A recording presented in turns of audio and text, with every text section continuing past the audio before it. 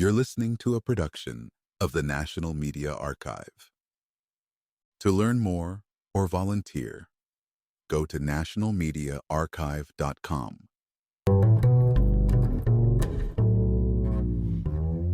Elaine Maxwell and the Black Book remain at the center of a storm that refuses to fade.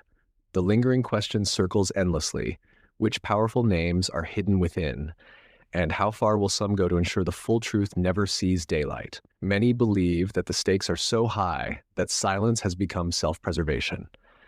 The official narrative that Jeffrey Epstein ended his own life does little to settle the storm of suspicion that hangs over his connections, his network, and the files that continue to sit under lock and key.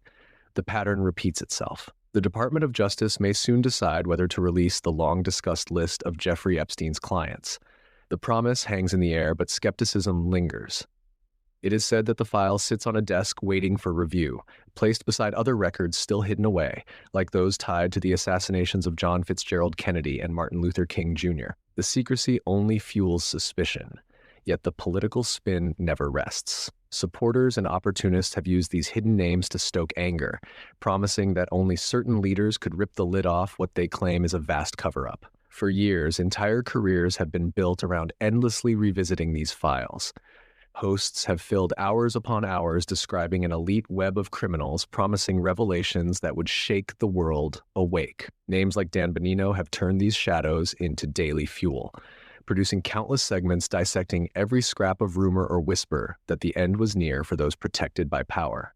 In the end, the storyline shifts. The same voices that pushed endless speculation now suggest the case is settled, that Jeffrey Epstein truly ended his own life, that there is nothing more to see, and that those demanding more should simply let it die. Yet that resolution rings hollow for those who listened and believed. The same audience that invested years in the hunt for truth now finds itself told to accept silence. The request for accountability echoes through that silence. Many believe there should be apologies for the stories that taught entire communities to view every political struggle through the lens of secret pedophile rings and untouchable elites. The claim is simple: if the great conspiracy proved false, then those who fed it must own the cost of that mistake. Yet apologies rarely come easily in this realm. Those who demanded transparency have turned the page, offering no real closure to those who trusted their claims. Instead, the story shifts again. Focus drifts toward new shadows and fresh conspiracies. There is always something else to feed the hunger. Still, some lawmakers refuse to let it go. Jamie Raskin and fellow Democrats are pushing to unseal files that remain out of reach. They question whether the White House has stepped in to block the full truth, especially when redactions and withheld details might protect President Donald Trump from damaging revelations.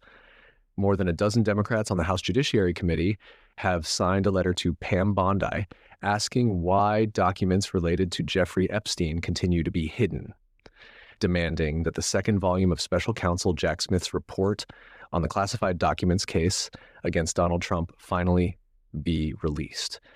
The same pattern that shielded the first story repeats itself. As the pages remain sealed, questions grow louder. What plausible reason exists to bury these names, if not to guard reputations? National security does not seem to fit. Attorney-client privilege does not explain it all away. And if Donald Trump, holding power over the Department of Justice, possesses the ability to keep such files locked away, then the conflict speaks for itself, even if no one dares to state it outright. The political strategy here matters. Jamie Raskin, by background a constitutional lawyer, stands out as one willing to take the heat for asking the questions others fear. Some see this focus on Trump as unnecessarily divisive. Others see it as the only honest path to accountability. The risk remains that too many side stories and splintered accusations weaken the main case. Yet for now, the push continues. While House Democrats hold no committee power at the moment, they press on, seeking to turn public attention back toward documents that could reveal secrets some wish to keep buried forever. They highlight the repeated claim that Donald Trump stands as the most transparent president ever to hold office, and they urge that this promise be honored by lifting the ink that hides the names within those pages. The demand is clear. If the truth holds no threat, then show it. If there are no powerful names, then prove it. If there is nothing to fear, then why keep secrets sealed behind redactions? To many, the idea that these files contain nothing remains impossible to accept. Even as this debate unfolds in congressional halls, the echo of Jeffrey Epstein's death inside the Metropolitan Detention Center still shapes public suspicion. Those familiar with the prison system, public defenders, prosecutors, corrections officers, know the signs of a genuine suicide. Yet for many, the official explanation alone does not satisfy the questions left behind. The most guarded rooms in the country cannot erase the sense that someone somewhere benefits from this silence. Meanwhile, voices that once demanded total exposure now pivot to new talking points. Influencers who once promised a reckoning now shift blame away from those in power and toward their own followers, who were taught to cling to each new twist as proof of corruption at the highest level. The same audience that shared and amplified these stories is left holding empty promises and unanswered questions. In this climate, the cycle renews itself. Accusations take root, investigations stall, fresh conspiracy theories blossom to fill the void. For the loyal base of the Make America Great Again movement, that cycle stings deeply. Many gave time, money, and faith to figures who pledged to reveal hidden horrors.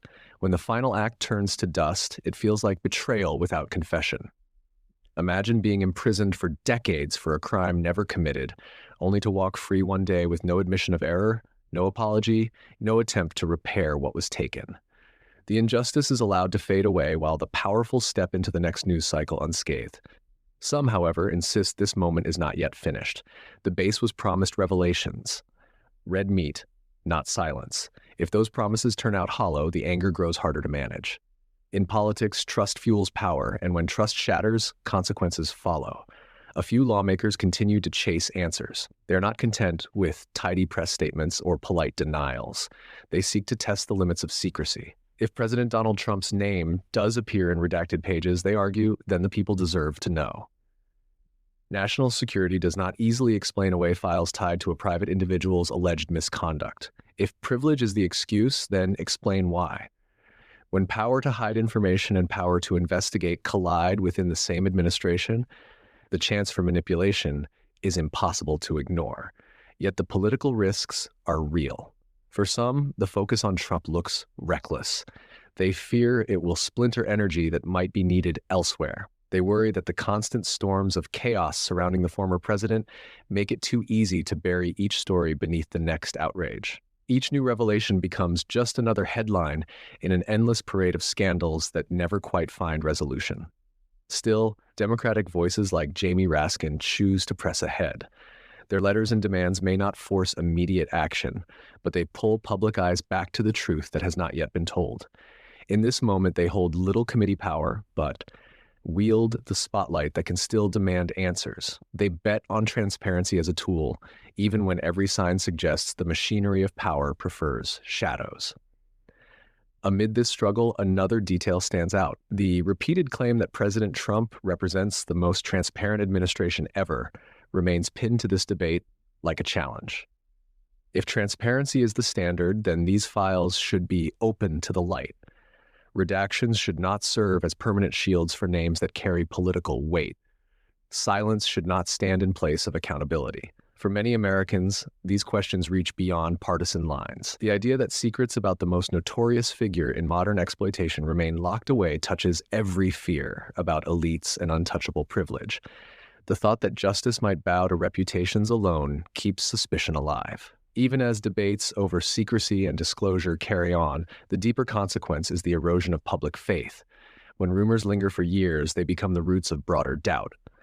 People begin to suspect that no institution stands apart from the rot, that any investigation can be buried if the right names are involved. This is how cycles of distrust feed the next conspiracy before the last one even ends. Inside this endless churn, one reality stays unchanged. So long as the files remain sealed, no amount of official statements will settle the matter. The fact that a list or any record of names might exist is enough to keep it alive in the minds of millions. It becomes the symbol of every suspicion that the privileged can evade the truth, that the system exists to protect them while turning its weight against everyone else. This is why some lawmakers are determined to push for the unsealing of the second volume of Special Counsel Jack Smith's report. They argue that burying it defies both tradition and Department of Justice guidelines, which have long required that such documents be made public unless a powerful reason demands silence. So far, that reason remains unstated, leaving only speculation behind. Critics say the focus on Donald Trump in these efforts risks overshadowing wider questions. They argue that by tying every demand for disclosure to the former president, the conversation becomes another partisan fight instead of a broader call for truth. Still, for many, the question is simple. If Trump has nothing to hide, then the release should pose no threat. If there are no ties to Jeffrey Epstein's network, then silence serves no one. Supporters of transparency say the worst outcome would be to move on too quickly. They see every shift in focus as a gift to those who want these memories to fade. Each time public attention drifts away, the odds increase that answers will never come at all. To them, this is not only about Donald Trump or one man's connections, it is about whether the people are entitled to know which powerful figures mingled with a convicted sex trafficker and what secrets they might still guard. In the meantime, those who once spoke with certainty about a grand cover-up now offer none of the ownership that was promised.